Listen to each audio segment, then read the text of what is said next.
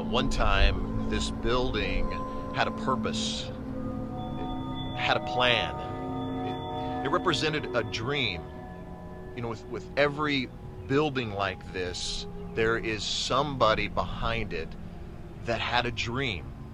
Now, there was something that, a desire in them that sprang up, and something they wanted to accomplish with their life. But somewhere along the line, that dream was abandoned. They gave up on that dream. Maybe at one point the dream was coming to life, but somewhere along the line that dream got derailed, got abandoned. And just like dreams that get abandoned and buildings that get abandoned, over time they begin to deteriorate.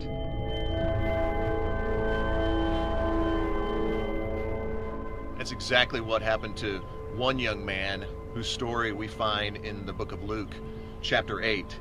Beginning in verse 26, it says this: "So they arrived in the region of Gerasenes, across the lake from Galilee. As Jesus was climbing out of the boat, a man who was possessed by demons came out to meet him. For a long time, he had been homeless and naked, living in a cemetery outside the town."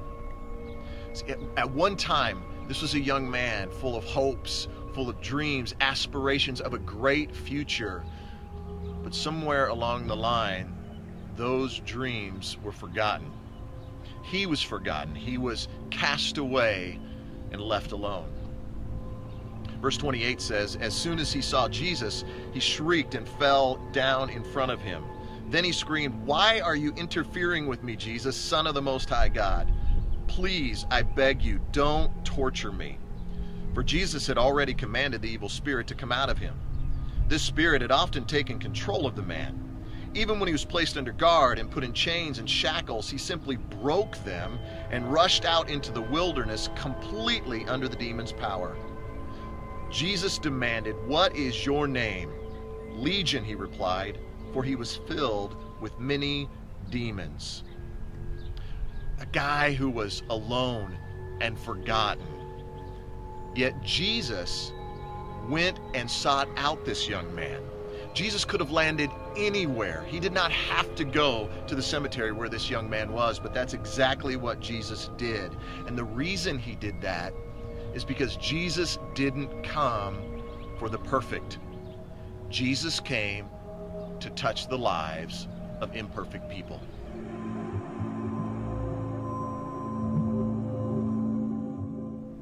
In verse 31 it says, "The demons kept begging Jesus not to send them into the bottomless pit. There happened to be a large herd of pigs feeding on the hillside nearby, and the demons begged him to let them enter into the pigs. So Jesus gave them permission.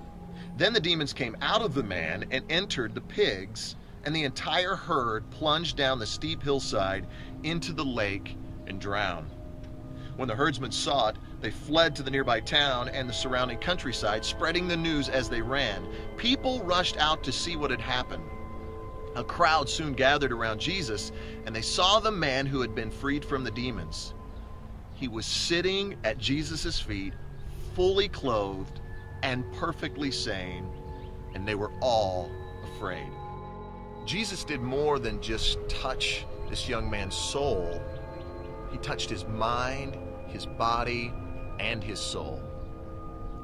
In the late 1700s, there was a guy by the name of William Wilberforce. And recently they made a movie about his life called Amazing Grace. And his one call in his life was to abolish slavery. And one thing that William Wilberforce said is, true holiness is restoring the image of God to humanity. And that's Jesus' call to the church. He has commissioned his church to restore his image to humanity. In other words, we are his solution for those who have been abandoned, those who have been forgotten, and those who are alone.